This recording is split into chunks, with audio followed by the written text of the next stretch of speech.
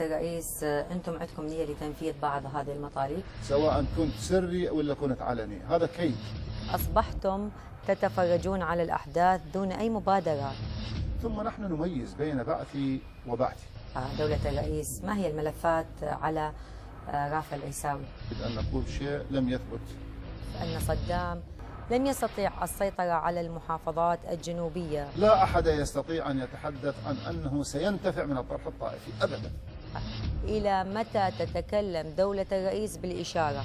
لكن الذين حركوها أصحاب الأجندات هم كانوا من ضمن المساءلة والعدالة، وهذا اليوم هم يحتلون مناصب بالدولة. سأستمر بمحاربة الطائفيين من أي جهة كان، ومن يرفع شعار الطائفية أحاربه سنيا كان أو شيعيا، لأن الطائفية هي المرض الخطير التاريخي الذي دائما يستخدم لتفتيت الشعوب.